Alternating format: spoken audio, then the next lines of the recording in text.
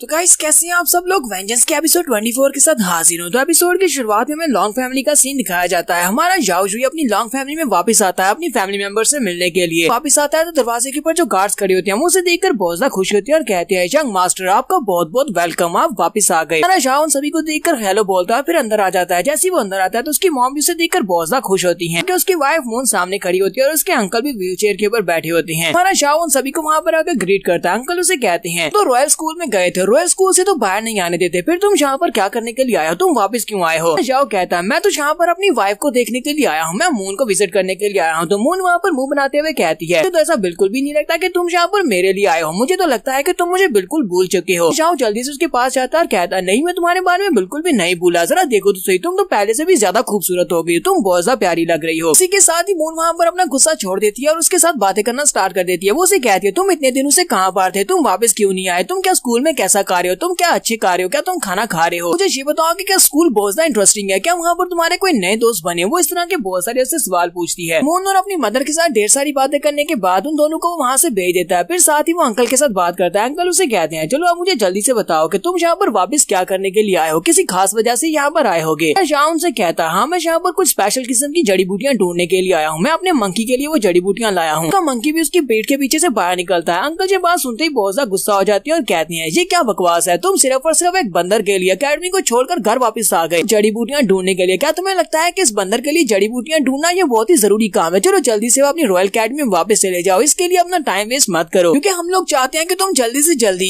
की जान king level तक पहुंच जाओ। एक किंग बनने के बाद तुम हमारी लॉन्ग फैमिली का नाम रोशन करोगे, इसी वजह से बंदर का पीछा छोड़ दो। जाओ उनसे कहता अंकल आप मेरी बात को गलत समझ रहे हैं, आप कुछ ज्यादा गुस्सा हो रहे हैं, जरा शांत हो जाए, मेरी बात सुने। ये बंदर बहुत सा स्पेशल बंदर है, इसके पास जो ब्लड लाइन है वो डीमन एम्परर की ब्लड लाइन है। मुझे लगता है कि ये बहुत ही जल्दी एक डीमन एम्परर बनने वाला है। वो भी ये बात सुनने के बाद बहुत सा हैरान होती है और कहते हैं क्या तुम वाकई में सच कह रहे हो कि ये बंदा डीमन एम्परर की ब्लड लाइन से है। जाओ उनसे कहता है हाँ मैं वाकई में सच कह रहा हूँ। लास्ट नाइट वो आपको पता नहीं होगा क्या हुआ था, इस नाइट इसने एक स्पिरिट स्टोन को खा लिया था, उसको खाने के बाद इसके डीमन कोर वहाँ पर फॉर्म ले रही थी। इसने फोर्सफुली अपने आप को डीमन एम्परर में ट्रांसफॉर्म करने की कोशिश की थी, जिसकी वजह से आसमान के ऊपर से इसके ऊपर बिजली गिरी थी, इसके ऊपर पूरे 6 थंडरबोल्ट्स गिरे थे, जिसकी वजह से इसको सजा मिली थी। तो अंकल उसकी बात सुनने के बाद से कहते हैं ये तो बहुत ज्यादा इंटरेस्टिंग बात है, जाओ जाकर अपने ग्रैंडपा को इस बारे में बताओ, मुझे लगता है कि तुम्हारे ग्रैंडपा इस बारे में काफी कुछ कर सकते हैं, वो इस मंकी के बारे में कुछ करेंगे। फिर साथ ही वो कहते हैं नहीं मंकी नहीं बल्कि जो मंकी किंग की ब्लड लाइन से है, तो इसी वजह से हम इसे मंकी किंग ही कहेंगे। जबकि वो मंकी भी वहाँ पर उसके कंधे के ऊपर बैठा अपनी नाक में उंगली दे रहा होता है। इसी वक्त ग्रैंडपा भी वहाँ पर आ जाते हैं। ग्रैंडपा उसे कहते हैं जाओ तुम वहाँ पर वापस क्यों आए हो, तुम्हारा जाओ उनको सारी बात बताता है। तो उसके ग्रैंडपा उसकी बात सुनने के बाद कहते हैं मैंने पहली बार तुम्हारे इस बंदर को देखा था तब मुझे भी ये काफी ज्यादा अजीब लगा था, मुझे लगा कि सिर्फ और सिर्फ ये 6 कान वाला एक मकाओ है, लेकिन मुझे थोड़ा बहुत शक तो था कि इसकी ब्लड लाइन काफी ज्यादा स्पेशल है, लेकिन मुझे नहीं लगा था कि इतनी जल्दी से अपनी ब्लड लाइन को एक्टिवेट कर लेगा। तुम वाकई में बहुत ज्यादा लकी हो कि तुम्हें ये बंदर मिल गया, ये बंदर बहुत ज्यादा स्पेशल है और फ्यूचर में ये एक डीमन एम्परर बन सकता है। साथ ही ग्रैंडपा उसे कहते हैं मैं तुम्हें एक और बात बता दूं, अगर तुम्हारी रॉयल अकेडमी में वहाँ के एल्डर्स को इस बारे में पता चल गया कि ये एक डीमन एम्परर बन सकता है तो वो लोग तुमसे तुम्हारे बंदर को छीन लेंगे। शाओ ये बात सुनने के बाद कहता है नहीं मैं अपना बंदर किसी को भी नहीं दूंगा। वो उसे कहते हैं तुम्हें ज्यादा परेशान होने की जरूरत नहीं है, कुछ भी यहाँ पर इम्पॉसिबल नहीं है। तुम्हारी डायनेस्टी के एम्परर को भी इस बारे में पता चल जाए कि तुम्हारे पास एक बंदर है जो कि डीमन एम्परर बन सकता है, तो वो तुमसे इसको छीन लेंगे, क्योंकि एक डीमन एम्परर पूरे डायनेस्टी की रक्षा कर सकता है। इसी वजह से कोई भी एक डीमन एम्परर को अपना पालतू पेट बनाना चाहेगा। लेकिन तुम्हें परेशान होने की जरूरत नहीं है, मिस अकेडमी में बहुत सारे ऐसे लोग हैं जो मेरे जानने वाले हैं, वो तुम्हारी मदद करेंगे। उनसे कहता है ग्रैंडपा आपका बहुत बहुत शुक्रिया, अब मैं अंकल को उनके रूम में वापस छोड़ आता हूँ। अपने अंकल को लेकर उनके रूम में वापस आता है। फिर साथ ही उनसे कहता है अंकल बहुत ही जल्दी मैं 9 डीमन अबिस में जाने वाला हूँ, मैं होपलेस डीमन अबिस में जाने के बाद कुछ स्पेशल जड़ी बूटियाँ ढूंढूंगा। आपके इलाज के लिए मुझे जिन जड़ी बूटियों की जरूरत है वो सारी की सारी जड़ी बूटियाँ मुझे होपलेस डीमन अबिस में मिल जाएंगी। एक बार मुझे मिल जाए उसके बाद मैं वापस आऊंगा और आप फिर से अपने पाँव पर खड़े हो सकेंगे। अंकल उसके सर पे हाथ रखते हैं और कहते हैं तुम्हारा बहुत बहुत शुक्रिया मेरे बारे में इतना सब कुछ सोचने के लिए, लेकिन मुझे लगता है कि फिलहाल के लिए तुम्हें अपने बारे में सोचना चाहिए कि तुम अपनी कल्टीवेशन को कैसे आगे बढ़ाओगे। मैं नहीं चाहता कि फादर और तुम सभी लोग मेरे बारे में ज्यादा परेशान हो, तुम जाओ जाकर अपने मंकी किंग का ध्यान रखो, उसको अच्छे से कल्टीवेट करो, फिर से हमारी फैमिली राइज करेगी। टाउन से कहता है ठीक है अंकल आप यहाँ पर अपना ध्यान रखो, मैं अपना ध्यान रखूंगा। उसके बाद हमारा जाओ फिर से अपने ग्रैंडपा के रूम में जाता है और अपने ग्रैंडपा से कहता है ग्रैंडपा मैं यहाँ पर,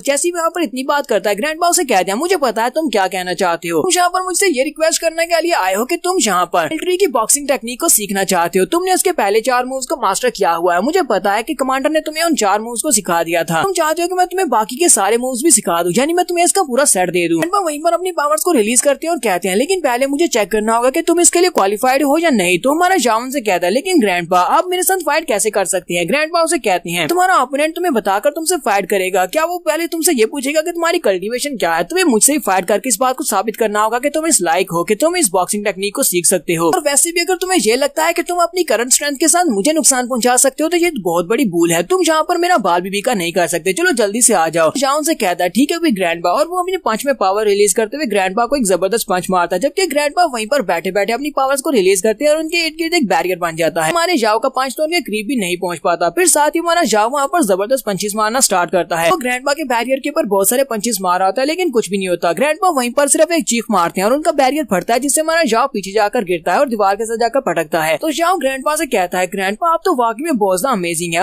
जिसके ग्रैंडपा उसे कहते हैं चलो जल्दी से उठकर खड़े हो जाओ, मैंने तुम्हें चेक कर लिया है, मैं कमांडर से इस बारे में बात करूंगा, तुम उसके पास चले जाना, वो तुम्हें बाकी के सारे स्टेप्स को भी सिखा देगा। मैंने यहाँ पर तुम्हारी क्वालिफिकेशन को चेक कर लिया, तुम वाकई में मिलिट्री की बॉक्सिंग टेक्निक सीखने के लायक हो। जाओ ये बात सुनते ही बहुत ज्यादा खुश हो जाता है और कहता है ग्रैंडपा आप तो वाकई में बहुत ज्यादा अच्छे हैं। ग्रैंडपा उसे कहते हैं अगर तुम कोई और आम से इंसान होते तो मैं कभी भी तुम्हें ये वाली टेक्निक नहीं सिखाता, क्योंकि ये रूल है कि ये वाली टेक्निक सिर्फ और सिर्फ मिलिट्री के सोल्जर्स को ही सिखाई जाती है। क्योंकि तुम हमारी फैमिली के दामाद हो और तुमने अपना रास्ता चूज किया है तो तुम्हारा अपना फ्यूचर है, इसलिए तुम इस टेक्निक को सीख सकते हो। अब जल्दी से वापस अपने स्कूल में चले जाओ। तुम जहाँ जनरल लेवल तक पहुँच जाओगे वापस आ जाना, और जहाँ पर आने के बाद मैं कमांडर से बात करूंगा, वो तुम्हें बाकी के सारे स्किल सिखा देगा। जहाँ उनको गुड बाय बोलने के बाद वहाँ से चला जाता है। तो हमारे ग्रैंडपा वहाँ पर सोच रहे होते हैं कि इस टेक्निक को मेरे बेटे लॉन्ग ने बनाया था। उसने जब इस टेक्निक को बनाया था और इसको लिखा था, उसने साथ में एक रूल लिखा था कि सिर्फ और सिर्फ मिलिट्री को ज्वाइन करने वाले जवान ही इसको मास्टर कर सकते हैं। इस टेक्निक को यूज करते हुए अपनी होमलैंड, अपनी डायनेस्टी को प्रोटेक्ट किया जा सके। मैंने यहाँ पर एक एक्सेप्शन कर दिया, मैंने इसके दामाद को भी ये वाली टेक्निक सिखा दी जो कि मिलिट्री का हिस्सा नहीं है। मैं नहीं चाहता कि ये लड़का मिलिट्री में जाए, लेकिन मैं चाहता हूँ कि ये वो इस वाली मिलिट्री टेक्निक को सीखे। वहाँ से बाहर निकलने के बाद हमारा जाओ सीधा नैन किलिंग फैमिली में जाता है, जाकर अपने मोटू दोस्त से मिलता है। वो उसे कहता है मुझे कुछ जड़ी बूटियाँ चाहिए। तुम्हें पता है ना कि हमारी आपस में एक डील हुई थी, तुम्हें हमें 30% पैसे देने होंगे, तुम अपनी कमाई का 30% हमें देने वाले थे, तो मुझे उस 30% के बदले में तुम्हारे पास से कुछ स्पेशल जड़ी बूटियाँ चाहिए। क्या तुम मुझे वो स्पेशल जड़ी बूटियाँ लाकर दे सकते हो? मोटू उसे कहता हाँ बॉस क्यों नहीं, मैं तुम्हें जड़ी बूटियाँ लाकर दे सकता हूँ। पैसों के बदले में तुम्हें जड़ी बूटियाँ तो दी जा सकती हैं, लेकिन हमारे पास वो वाली जड़ी बूटियाँ नहीं है जो तुम चाहते हो। हमारे पास स्पेशल जड़ी बूटियाँ बिल्कुल भी नहीं है, हमारे पास आम सी जड़ी बूटियाँ वो हम तुम्हें दे सकते हैं। अगर तुम्हें सारी की सारी जड़ी बूटियाँ दे देंगे तो फिर तो हमारे स्टोरी क्लोज हो जाएंगे, क्योंकि हमारे पास पीछे से स्टॉक नहीं है। जाओ उसे कहता है अच्छा ठीक है, तुम्हें ज्यादा परेशान होने की जरूरत नहीं है। फिर साथ ही वो उसे कहता है मैं चाहता हूँ कि तुम अपनी छोटी बहन केट नैन किलिंग को समझा देना, उसे कहना कि वो दोबारा मुझे तंग मत करे, क्योंकि वो वहाँ पर मेरे पीछे पड़ी रहती है। अगर उसने दोबारा मुझे तंग किया तो फिर मैं उसे एक ऐसा सबक सिखाऊंगा कि वो हमेशा याद रखेगी। मोटू उसे कहता है ठीक है बॉस, मैं उसको भी समझा दूंगा। हमारा जाओ कहता है तो फिर ठीक है, आप जाओ जाकर अपने काम पर लगो। चाहता हूँ कि तुम मुझे अपने 30% के बदले में कुछ अच्छी जड़ी बूटियाँ ला कर दो। आपने मुझे डीमन ब्लड भी चाहिए, कुछ अच्छा सा डीमन ब्लड लेकर आना जो कि काफी ज्यादा स्पेशल हो। कल सुबह मुझे स्कूल भी जाना है, स्कूल जाने से पहले मुझे ये चीजें चाहिए। जाओ वहाँ पर अपनी बातें खत्म करने के बाद अपनी मास्टर सीटू के पास वापस आता है। वो अपनी मास्टर सीटू का दरवाजा खोलता है और बहुत ज्यादा खुश होता है। वो कहता है मास्टर मैं वापस आ गया। जैसे वो दरवाजा खोलता है उसी वक्त सामने से उसके मुंह पर एक पैर पड़ता है, उसे किक पड़ती है। हमारा शाओ अपने हाथों को सामने करते हुए उसे ब्लॉक करने की कोशिश करता है, लेकिन वो दरवाजे से बाहर लुढ़क आता है। सामने सीटू लियांग होती है जो कि हमारी सीटू चिंग की छोटी बहन है। सीटू लियांग को शायद इसके बारे में नहीं पता। वो कहती है तुम्हारी हिम्मत कैसे हुई हमारे घर में इस तरह घुसने की। हमारा जाओ से कहता है लगता है तुम्हें कोई बहुत बड़ी गलती हुई है। यहाँ पर अपनी मेंटोर अपनी मास्टर सीटू को मिलने के लिए आया हूँ, क्योंकि मास्टर से मिलने आया उसी वजह से मैं आज यहीं पर रुकने वाला हूँ। लियांग उसे कहती है तुम्हें लगता है कि तुम रात को यहाँ पर रुक सकते हो, मेरी बहन इस तरह की इंसान नहीं है, वो तुम्हें यहाँ पर क्यों रुकने देगी। तुम यहाँ पर सिर्फ और सिर्फ झूठ बोल रहे हो और मेरी बहन को बसाने की कोशिश कर रहे हो। फिर साथ ही उसके ऊपर फिर से अटैक करने के लिए आगे बढ़ती है और कहती है तो तुम्हारे यहाँ पर इस घर में जबरदस्ती घुसने पर अब मैं तुम्हें जान से मार डालूंगी। वो उसके ऊपर अटैक करती है। जाओ उसके अटैक को अवॉइड करता है और कहता है कहीं तुम पागल तो नहीं हो गई। उसे कहता है सिस्टर ये तुम कर क्या रही हो, क्या तुम सीरियस हो। वो उसे कहती है मैं तुम्हारी सिस्टर नहीं हूँ, अपनी बकवास बंद करो, मैं तुम्हें मारने वाली हूँ। फिर से वो अपनी पाँव को ऊपर की तरफ उठाती है और ग्राउंड के ऊपर एक जबरदस्त किक मारती है। फिर से जंप करते हुए जल्दी से साइड पर हटता है और कहता है तुम तो वाकई में यहाँ पर सीरियसली मुझे मारने पर तुली हो। तुम्हारा जाओ भी अपनी पावर्स को रिलीज करता है और कहता है मैं तुम्हें यहाँ पर आखिरी वार्निंग दे रहा हूँ, अगर तुम यहाँ पर नहीं रुकती तो फिर मैं यहाँ पर तुम्हें एक अच्छा सबक सिखाऊंगा, क्योंकि तुम मेरी मास्टर की बहन हो तो इसी वजह से तुम्हें यहाँ पर सबक तो सिखाना पड़ेगा। सीटू लियान उसे कहती है तुम्हें क्या लगता है कि तुम मेरे सामने यहाँ पर एरोगेंटली बिहेव कर सकते हो। मुझे पता है कि तुमने 2 सीनियर्स को हराया है, लेकिन 2 सीनियर्स को हराने से ये बात साबित नहीं होती कि तुम मुझसे ज्यादा स्ट्रॉन्ग हो। साथ ही वो फिर से अपनी पावर्स को रिलीज करते हुए उसके ऊपर अटैक करने के लिए आगे बढ़ती है, लेकिन हमारे जाओ की पावर्स वाकई में उससे ज्यादा है। नेक्स्ट सीन में दिखाते हैं कि हमारे जाओ ने उसको पकड़ लिया होता है। जाओ उसके हाथ बांधने के बाद उसे अपनी गोद में लेकर बैठा होता है और साथ ही उसकी तशरीफ के ऊपर थप्पड़ मार रहा होता है और उसे कहता है चलो अब बताओ क्या तुम मुझे यहाँ पर हराओगी। उसने कहा था कि तुम मुझे यहाँ पर सबक सिखाने वाली हो, अब मुझे ये बताओ कि क्या तुम मुझे सबक सिखाओगी। अब क्या सीटू लियान भी वहाँ पर काफी ज्यादा शर्मा रही होती है और साथ ही उसे कह रही होती है नहीं मैं ऐसा बिल्कुल भी नहीं करूंगी। अच्छा ठीक है, मुझे जाने दो। तो यहाँ पर हम लोग अपनी एपिसोड 24 का एंड करेंगे। एपिसोड की एक्सप्लेनेशन अच्छी रखी हो तो कमेंट करके जरूर बताइएगा। चैनल को सब्सक्राइब कर दे, वीडियो को लाइक और शेयर कर दे। शुक्रिया।